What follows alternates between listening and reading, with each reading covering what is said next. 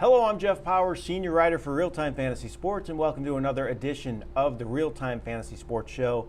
On today's show, I'm once again joined by contributing writer for RealTime Fantasy Sports, Logan Glaser. Logan, thanks so much for joining me once again. Appreciate it. Thanks for having me on, Jeff. So, Logan, today it's pretty exciting. We're going to talk about a TFC draft, the Fantasy Championship that took place on our site last night. So this is the latest draft of the TFC. We're going to talk about that draft, some interesting stuff that happened, and also talk about some strategies. So we're going to talk about what you and I like to do in these drafts, these contests, maybe help the users out there a little bit, think about their strategies as well, thinking about what we do. So hopefully we can help them a little bit, right? For sure. And yeah, the TFC is our main tournament on RT Sports. First place is $500,000. That's a $300 entry fee. You can get 3 teams for a discounted price of $850. And there's a lot of money to be won in these contests. Yeah, definitely. And so we have a lot of tournaments that are going on this year at RT Sports. So it's really exciting because people love these big game contests, and we have several of them that we're offering. We're calling it our Summer of Tournaments. Can you tell us a little bit about those tournaments that we're offering? Yeah, this year we have added even more tournaments than last year. So we've got the Fantasy Championship that you can win $500,000 for a grand prize. You get the Best Ball Championship, only $20 to enter that $25,000 grand prize. And then we got the Classic RTFFC, where you compete against 180 teams to win $10,000 for a grand prize. Then you get the RTFFC Pro, which is new, and also the Super Pro. And then a very exciting one is the Invitational, where there's 72 teams. It's only limited to the top 500 ranked users on the site, but $10,000 to first place. We got an extremely high payout for all these tournaments, and excited for it. Yeah, a lot of great stuff we're offering here. Go to rtsports.com. You can click on that Money League at the top of the page, see everything we have to offer, and sign up for a draft today. They're going off around the clock at this point, correct? Correct, yes. Every day we got a couple of tournaments going off. So let's get into this TFC now, the Fantasy Championship. We're going to look at a draft that took place last night. We'll put the draft board up on the screens for you all to see when we're talking about it. But first of all, before we get into that, how about the rules? Let's tell everybody what the rules are for this. Yeah, so with the TFC, the roster composition is you got 1 quarterback, you got 2 running backs, 2 wide receivers, 2 flex spots, a tight end, defense, and kicker. So unlike some other contests on our site, you've got 2 flex spots that you got to kind of worry about for setting those lineups. And to qualify for the overall championship, your individual league championship is weeks 1 through 14, then the overall is weeks 15 through 17. There's 3 different ways that you can qualify for that overall championship. You can 1 by leading your league in points scored, 2 by leading your league in best record throughout the season, or 3 making the championship game in your league. Yeah. If you haven't done one of these contests, I highly suggest it. They're a lot of fun. I know it's a big price point, but there's a big payoff as well. So it's not just you win $500,000 if you win it all. You win money if you win your leagues, if you finish near the top of the standings, make the playoffs. So there's different ways to make money, not just by winning the entire championship. So it's a lot of fun, and I highly suggest it if you've never done it before. So let's dive into this TFC that took place last night. Let's go over some interesting things that happened in my opinion. The first one that sticks out to me is the first pick in the draft. The pink team took Christian McCaffrey first overall. Doesn't happen a whole lot. So he took Christian McCaffrey. Then he took 6 straight wide receivers: Pittman, Higgins, Allen Robinson, Marquise Brown, Juju Smith-Schuster, and Russell Gage. And then his second running backs, Ramondre Stevenson. So what do you think about that strategy? Yeah, obviously the first one that really stands out is the McCaffrey pick. Taylor's gone almost 1.1 in every single draft except a handful of them. The question that really comes to mind is, who would you rather have, McCaffrey or Taylor, if both of them were healthy for 17 or 18 games throughout the season? I think I would almost rather have McCaffrey than Taylor, just because his upside is so high. But that question of can he stay healthy is the big one that kind of draws Taylor into that number 1 overall slot. Yeah, definitely a risk-reward factor there. So I think this team was thinking they're going to go big or go home. So they think McCaffrey has the most upside. They're going to take the chance on him. But then he follows it up with 6 receivers. So I guess maybe the thinking here is that you have your elite running back. You don't have to worry about that position quite as much. And he went receiver heavy. Do you like that at all? You worried about that other running back spot? I am pretty worried about that. I like having 3 running backs personally on my team to just have those 2 starters, especially in this TFC. You can even play one in the double flex spot. I do like some of his wide receivers, though. I do like Pittman. I like Higgins. I like Marquise Brown. So, I mean, there's a couple wide receivers that I do like. I think he went a little early with Pittman going in the 2nd round. But I still like those wide receivers. It's just I would rather have in maybe round 6 or round 7. Selecting a running back instead of So interesting enough, I feel like the second owner kind of did something similar. They took a running back first. They took Jonathan Taylor, probably wasn't expecting that. Then they went 3 straight receivers. So again, I kind of feel like some of these owners feel like they got that safety net with a good elite running back first. Then they went receiver heavy. The third team had 3 receivers after 4 picks as well. So the first 3 picks in the draft, first 3 owners, they had 3 receivers on their roster after 4 rounds, all 3 of them. So kind of a different strategy, don't you think? Yeah, I think that strategy is fine as long as you back it up with a running back in rounds 5 or 6. Like team number 3, he went with Aaron Jones in the 2nd round, and then he followed it up with Antonio Gibson in round 5, which I think that's perfectly fine as long as you're getting that solid 2 and 3 running backs in rounds 5 through 7. So I like to look at players that have some question marks and where they're going. I think it's interesting for users out there as well to see where guys like Alvin Kamara. So he went in the 3rd round, the 4th pick of the 3rd round, has a suspension looming for this coming season. We don't know how many games it's going to be or if he's going to get suspended at all. Just kind of up in the air, so definitely a risk-reward pick. But he went ahead of guys like Ezekiel Elliott, Cam Akers. What do you think about where Kamara went here? Yeah, it's a huge high-risk, high-reward situation with Kamara. If he does not get suspended and it gets pushed into 2023, it's the steal of the draft, obviously, and now your team's looking amazing for this TFC getting him in the 3rd round.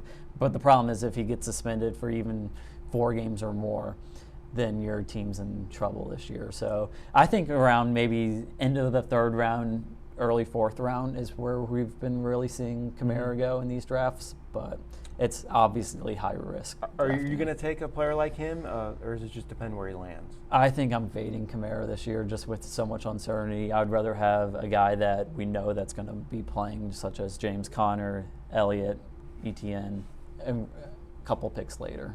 So I like to look at different strategies as well. I'm going to look at the Convoy Claude team. He picked, I think, 10th in the draft or 9th? 9th. And his start of his draft is really good, loaded up on receivers and running backs. He has Najee Harris, Stephon Diggs, Ezekiel Elliott, DK Metcalf. Then he got Kittle. Then he has Cooper, Hopkins, Renfro, Burks. I mean, I think he's looking really great, but then he waited on QB. His first QB was picked in round 15, Trevor Lawrence. So what do you think about that strategy? Yeah, he also followed it up with Deshaun Watson at the very end. If he does not, somehow happens and he does get suspended, that could be a really good team with Watson in there. But I would have liked him to see maybe instead of Treylon Burks in like round 9, you're looking at a Russell Wilson there, Dak Prescott. I think that would have kind of solidified the team a little bit more. I'm the same way. If he does that, I think this might be the team to beat, in my opinion. I don't totally trust Trevor Lawrence after last season. I still don't think he has a lot of good pieces around him at this point. So that was definitely interesting. I thought the same thing, though, when I looked at the way the board stacked. And he took Treylon Burks, and he could have had Russell Wilson, Dak Prescott, Matthew Stafford, even Aaron Rodgers, Derek Carr. I'd take any of those guys over and he Trevor already Lawrence. had a really good wide receiver core going into that pick with Diggs, Metcalf, Cooper, Hopkins, Renfro. That's a good wide receiver group to build around and then go get that QB. But if Watson somehow is not suspended, that's a very dangerous team to look out for in the TFC. Yeah, definitely. So anything else that you see stands out to you, specifically any picks, any trends? I think one of my favorite teams is team number 11. That started out with DeAndre Swift, Devontae Adams, Cam Akers, Pitts. I think they have a really good, solid core right there. They got 2 solid running backs, and then you followed up with running backs in rounds 8 and 9 with Patterson and Robinson. You also got great wide receivers in Adams, Godwin, Thielen, Lockett, and then one of the top tight ends in Kyle Pitts. QB, you got Aaron Rodgers, who won the MVP last year. Who knows how he's going to do this year without Devontae Adams on his roster, but that's one of my favorite teams that I'm liking. Yeah, for me, that team definitely stood out, and I actually almost ranked him 1 in my opinion, but I just worry about the Aaron Rodgers situation. I'm still not totally sold on him repeating that MVP level with that receiving core. It just really worries me. I like the Robert Smash team. He does a lot of our drafts. You can see that Hulk logo all over the place when you're drafting, but he picked in the middle. I thought he did a great job. Dalvin Cook, Mike Evans, James Conner, J.K. Dobbins, Darren Waller, Amon-Ra St. Brown, Drake London, Jalen Hurts, Tom Brady, Sky Moore. I think he did a really good job. Kind of worry about his second receiver spot a little bit. I'm not completely sold on St. Brown, but I like his running backs. I like his receivers. I love his QB situation as well, Hurts and Brady. I kind of like doing that 1-2 punch there in the middle rounds to, platoon my quarterback options if I'm going to wait on it a little bit. So I think he did a really good job. Good draft. Yeah, I like Robert's team a lot. Anything else stand out before we move on? Any other picks or strategies at all? Anything you see? One pick that we've kind of been talking about in the last couple of videos is Aaron Jones, how early he's been going. It's really surprising to me still that he's going at the end of the second round. I think he's more of a middle third or so player. But the donation 2 team, he followed it up with really good picks after Jones, which helped solidify his team. I really like that team, and I just wish he got maybe like a Javonte Williams who went right before him instead of Aaron Jones with that pick. Yeah, I'm the same way on Jones. I'm just not big. I've actually seen him go higher than this. And one of the last drafts I did, he went at the beginning of the second round, like ahead of a lot of high-name players like Barkley, Nick Chubb.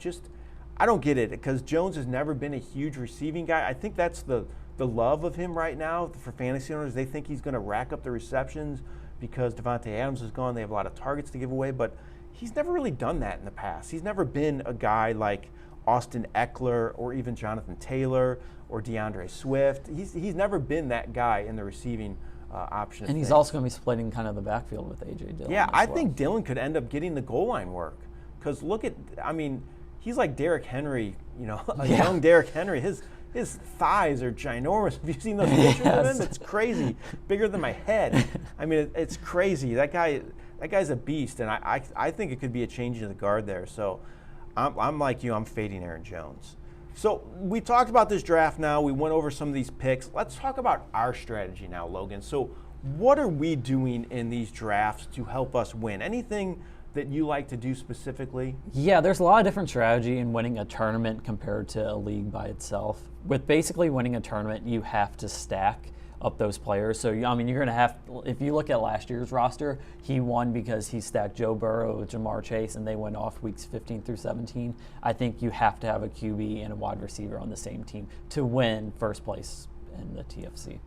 I'm the same way. I want a QB receiver stack. I normally don't do that when I'm doing my normal home leagues just because there can be some uncertainty there. But I think if you have that stack in the playoffs, you can score really big. And I think also I don't always look at the strength of schedule for the playoffs just because you have to get there first. Mm-hmm. But when it comes to these big game championships, I'm taking a little bit closer look because I think it can be a difference maker. Like if you look right now, the Broncos have a really great playoff schedule for quarterbacks and receivers, so maybe Russell Wilson, Courtland Sutton stack. Maybe that's what you want to do in this championship. You can get Russell Wilson later, Courtland Sutton. A lot of guys think he's emerging. Christian McCaffrey, another one. Great playoff schedule. A lot of risk.